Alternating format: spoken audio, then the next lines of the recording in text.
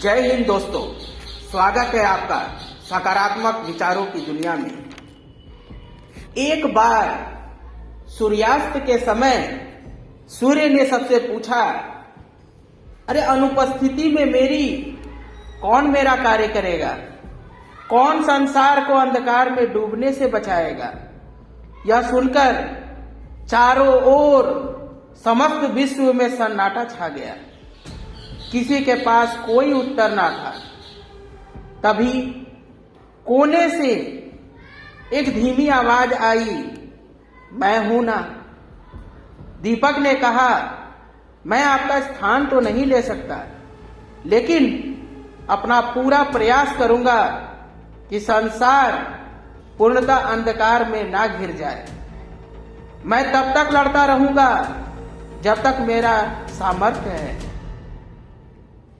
आपकी सोच में दम होना चाहिए, चमक होनी चाहिए। छोटा या बड़ा होने से कोई फर्क नहीं पड़ता। सोच बड़ी होनी चाहिए, आपका प्रयास सच्चा होना चाहिए। एक दीपक सूर्य नहीं बन सकता, लेकिन अपने सामर्थ्य भर लड़ने के लिए उसे किसी ने रोका नहीं। जंगल में एक मतवाला हाथी मदमस्त होकर घूमता था। रास्ते में जो भी मिलता उसे कुचलता जा रहा था, चाहे वो जानवर हो या पौधे। हाथी के डर से हाहाकार मच गया। जानवर हताश, परेशान होकर एक जगह एकत्र हुए और इस समस्या के ऊपर चर्चा आरंभ हुई। कोई निष्कर्ष नहीं निकल पा रहा था।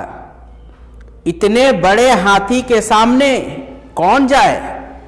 तभी जानवरों के भीड़ से एक मध्यम सी आवाज आई, मैं करूंगी यह काम।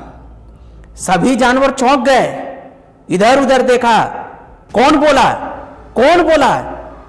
बहुत मुश्किल से पता चला कि यह चींटी ने कहा था। सभी जानवर यह जानकर हंसना शुरू किए, तो हंसी बंद ही नहीं हो रही थी। जो ठीक से दिख भी नहीं रही, वो चींटी हाथी को रोकेगी? चींटी ने अपने अपमान पर कुछ ना कहा, वो चुपचाप वहां से चली गई। हाथी के रास्ते में वो घास के हरे भरे झाड़ियों में जाकर छिप गई। जब हाथी ने घास खाने के लिए सूंड से उखाड़ा, तब चींटी उसके सूंड में घुस गई और उसे काटना शुरू किया। हाथी परेशान छटपटाने लगा, गिड़गिड़ाने लगा। वो समझ गया था कि चींटी उसके सूंड में घुस चुकी है। उसकी जान निकल रही थी। चींटी के काटने से असहनीय दर्द हो रहा था। वह रोते हुए बोला, ऐसा मत करो, मैं मर जाऊंगा। तब चींटी बोली, तुम भी वो काम मत करो जिससे दूसरों को नुकसान होता है। दोनों के बीच समझौता हुआ। हाथी चींटी की बात मान गया और चींटी उसके सूंड से बाहर आ गई। सभी जानवरों ने चैन की सांस ली। चींटी अपने आकार से नहीं, समझ से विशाल थी। भले ही जानवरों ने उसके आकार के कारण उसकी बेइज्जती की, लेकिन चींटी का हौसला उन सब की बातों से काफी बड़ा और सोच बहुत ज्यादा सकारात्मक थी।